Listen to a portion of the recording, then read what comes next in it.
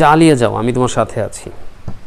মানে তুমি যে কাজটা ধরেছো এই কাজটা তুমি চালিয়ে যাও, ছেড়ে দিও না, চিন্তা করো না, আমি তোমার সাথে আছি। মূল বাক্যটা হচ্ছে চালিয়ে যাও, আমি তোমার সাথে আছি। আত্মবিশ্বাস বাড়ানোর জন্য বলছেন, চালিয়ে যাও, আমি তোমার সাথে আছি। কাউকে যদি এই ধরনের কোনো বাক্য বলতে চান তাহলে ইংরেজিতে আপনি কি বলবেন? বলবেন যে ক্যারি অন।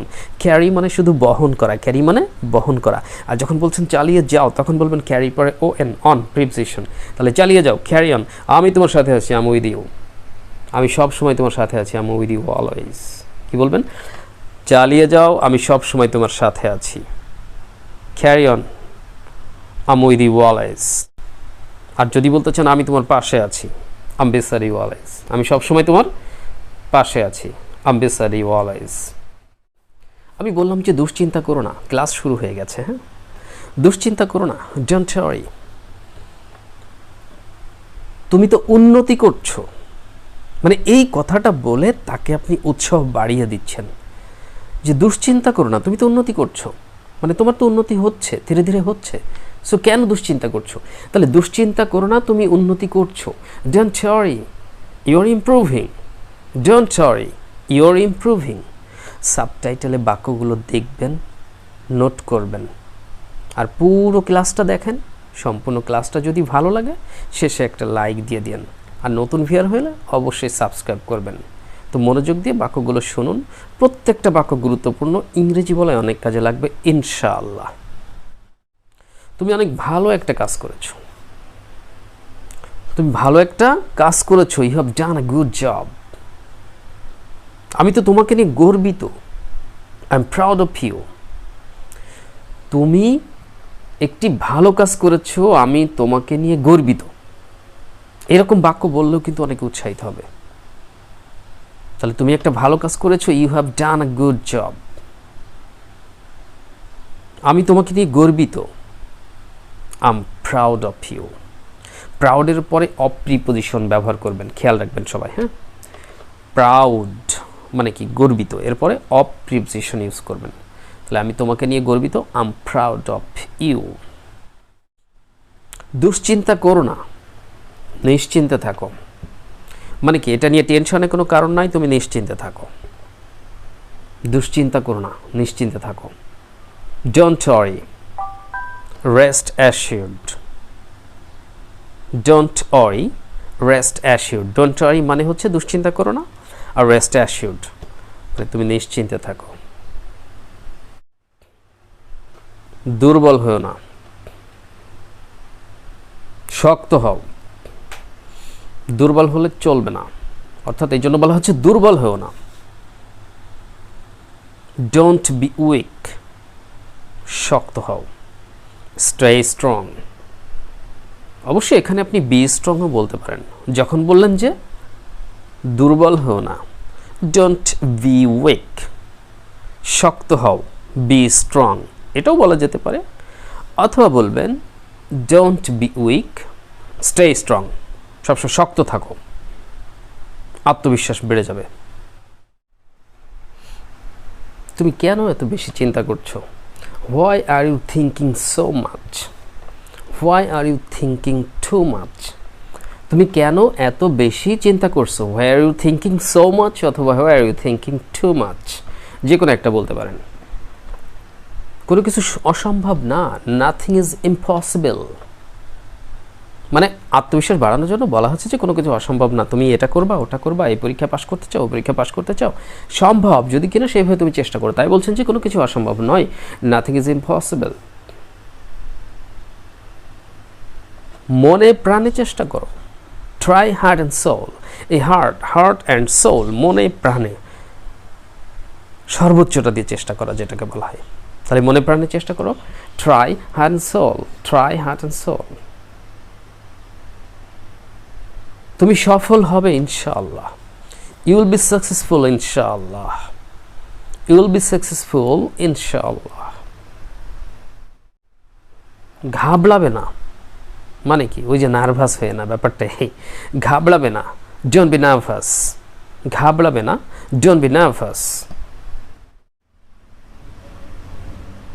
কেউ হয়তো কোনো বিষয় নিয়ে চেষ্টা করছে, আপনাকে বলো যে আমি এটা চেষ্টা করতেছি, কি হবে তা তো বুঝতে পারছি না। তখন তো তার আত্মবিশ্বাস আরও বাড়িয়ে দেওয়ার জন্য আপনি বলছেন যে তুমি একটা ভালো প্রচেষ্টা চালিয়ে যাচ্ছ, তখন কি বলবেন? That's a good effort. এটা তো ভালো একটা প্রচেষ্টা। আপনি তো তার আত্মবিশ্বাস বাড়ানোর জন্য বলছেন যে এটা একটা ভালো প্রচেষ্টা। That's a good effort. Keep going, চলতে থাকো। কিপ গোয়িং, চলতে থাকো মানে তুমি এটা করতে থাকো। দ্বিধাদ্বন্দ্বে ভুগবে না। দ্বিধাদ্বন্দ্ব ইংরেজি মনে আছে তো? হেসিটেশন। আর দ্বিধাদ্বন্দ্বে ভোগা অর্থাৎ ইতস্তত করা, সেটাকে হেসিটেট বলা যায়, ভার্ব। হ্যাঁ, এটা ভার্ব। তো দ্বিধাদ্বন্দ্বে ভুগবে না, এটাকে আপনি বলতে পারেন যে ডোন্ট হেসিটেট। দ্বিধাদ্বন্দ্বে ভুগবে না, ডোন্ট হেসিটেট মানে কোনো দ্বিধাদ্বন্দ্ব করো না, ডোন্ট হেসিটেট। করতে থাকো, কিপ ডুইং, মানে যে কাজটা করছো করতে থাকো, কিপ ডুইং। কিপের পর ভার্বের আইএনজি করবেন, কিপ ডুইং। চলতে থাকো, কিপ গোয়িং। শিখতে থাকো, কিপ লার্নিং। বলতে থাকো, কিপ স্পিকিং। কিপের পর ভার্বের আইএনজি করবেন। এই ধরনের ভিডিও দেখতে থাকো, keep watching such type of videos। এই ধরনের ভিডিওগুলি দেখতে থাকো, keep watching such type of videos। তোমার সাধ্যমতো চেষ্টা চালিয়ে যাও, মানে তুমি তোমার সাধ্যমতো চেষ্টা করো। ট্রাই ইউর লেভেল বেস্ট, অথবা শুধু বলা যায় ট্রাই ইউর বেস্ট। তোমার সাধ্যমতো চেষ্টা করো, ট্রাই ইউর বেস্ট। কাজটা তোমার সাধ্যমতো করো, do the work your best. Do the work your best মানে কাজটা তুমি যত ভালো পারো করো, চেষ্টা করো। চিন্তার কিছু নেই, এটা কোনো ব্যাপার না। চিন্তার কিছু নাই, সেটা কি হবে? There's nothing to worry. চিন্তার কিছু নাই, দেয়ারস নাথিং টু ওয়ারি। আরেকটা অংশ কি বললাম যেন? চিন্তার কিছু নাই, দেয়ারস নাথিং টু ওয়ারি না, বাংলা আরেকটা অংশ কি বললাম? ও, এটা কোনো ব্যাপার না, ইট ডাজন্ট ম্যাটার।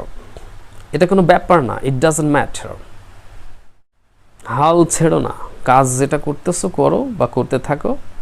যেমন একটু আগে বললাম করতে থাকো, কি বলেছিলাম যে কিপ ডুইং, করতে থাকো, কিপ ডুইং। বললো যে হাল ছেড়ো না, নেভার গিভ আপ মানে কখনো ছেড়ে দিও না কাজটা। হাল ছেড়ো না, never give up. Give up মানে ত্যাগ করা আলাদা, এক কথায় হাল ছেড়ো না, নেভার গিভ আপ। চালিয়ে যাও, আমি তোমার সাথে আছি, মানে তুমি যে কাজটা ধরেছো এই কাজটা তুমি চালিয়ে যাও, ছেড়ে দিও না, চিন্তা করো না, আমি তোমার সাথে আছি। মূল বাক্যটা হচ্ছে চালিয়ে যাও, আমি তোমার সাথে আছি। আত্মবিশ্বাস বাড়ানোর জন্য বলছেন, চালিয়ে যাও, আমি তোমার সাথে আছি। কাউকে যদি এই ধরনের কোনো বাক্য বলতে চান তাহলে ইংরেজিতে আপনি কি বলবেন? বলবেন যে ক্যারি অন। ক্যারি মানে শুধু বহন করা, ক্যারি মানে বহন করা। আর যখন বলছেন চালিয়ে যাও তখন বলবেন ক্যারি পরে ও এন, অন প্রিপজিশন। তাহলে চালিয়ে যাও, ক্যারি অন, আমি তোমার সাথে আছি, আই এম উইথ ইউ। আমি সব সময় তোমার সাথে আছি, I am with you always. কি বলবেন? চালিয়ে যাও, আমি সব সময় তোমার সাথে আছি। Carry on, I am with you always. আর যদি বলতে চান আমি তোমার পাশে আছি, I am beside you always. আমি সব সময় তোমার পাশে আছি, I am beside you always. কাজটা করতে থাকো, কিপ ডুইং দ্য ওয়ার্ক। কাজটা করতে থাকো, কিপ ডুইং দ্য ওয়ার্ক। আমি সব সময় তোমার পাশে আছি, I am always beside you, I am always beside you. Always শব্দটা বাক্যে শেষেও বলা যায়, ওর ভিতরেও ব্যবহার করা যায়। ডিয়ার লার্নার, যে ধরনের বাক্যগুলো আমি শেয়ার করেছি ইতিমধ্যে ছোট ছোট বাক্য ছিল, ঠিক না? ছোট ছোট বাক্য, যে বাংলাগুলো কিন্তু মানে স্ট্রং বাংলা, তাই না? যে কাউকে বললে হয়তো তার মনের শক্তি বেড়ে যাবে, কি আমি আপনাকে বললে আপনার মনের শক্তি বেড়ে যেত। এই যে বিষয়গুলি, অবশ্যই এই ধরনের ছোট ছোট বাক্য একটু মুখস্থ রাখতে হবে এবং সিচুয়েশন বুঝে আপনাকে ব্যবহার করতে হবে। তো এই ধরনের বাক্য বলে আপনি যে কারোর উৎসাহ, উদ্দীপনা, তার মনের শক্তিকে অনেকখানি বাড়িয়ে দিতে পারেন ইনশাআল্লাহ। তো বলবেন, কেউ হতাশ হয়ে গেলে তাকে এই ধরনের কথা বলবেন, কারো আত্মবিশ্বাস বাড়ানোর জন্য বলবেন, তাহলে ভালো হবে ইনশাআল্লাহ। আর হ্যাঁ, খুব সহজে ইংরেজি শিখতে চাইলে 2 থেকে 3 মাসে নিজে নিজে বাসায় বসে শিখবেন, কারো সহযোগিতার দরকার নাই। স্পোকেন ইংলিশ আমাদের কোর্সের এই বইয়ের একটি কপি যদি আপনার পক্ষে সম্ভব হয় সংগ্রহ করবেন। স্ক্রিনে দেওয়া কন্ট্যাক্ট নাম্বারে সরাসরি যোগাযোগ করবেন, আমার সাথে কথা বলবেন। আমি আসাদুজ্জামান স্যার, ট্রেনার ইংলিশ। আমাকে বলবেন যে স্যার আমি আগ্রহী, আমি অমুক জায়গা থেকে বলছি, আমি একটা বই নিতে চাই। বই নেবেন, এরপরে যা যা করতে হয়, কিভাবে 2 থেকে 3 মাসে আপনি ইংলিশটা শিখতে পারেন তার সম্পূর্ণ দিক নির্দেশনা দিয়ে দিব, ভিডিও ক্লাস দিয়ে দেবো ইনশাআল্লাহ, আমার সহযোগিতাও পাবেন। সো যাই হোক, প্রয়োজন হলে জানাবেন। আজকে আপাতত এখানেই বিদায় নিচ্ছি। সবাই অনেক অনেক ভালো থাকবেন, সুস্থ থাকবেন, 5 ওয়াক্ত নামাজ কালাম করুন, ইসলাম ধর্মের বন্ধুরা যারা আছেন ঠিকঠাক মতো কাজকাম করুন, আন্তরিকতার সাথে করুন, নিশ্চয়ই সফল হবেন। That's all for today. আসসালামু আলাইকুম রহমতুল্লাহ। কথা হবে নতুন কোনো ক্লাসে। টিল দেন, আল্লাহ হাফিজ।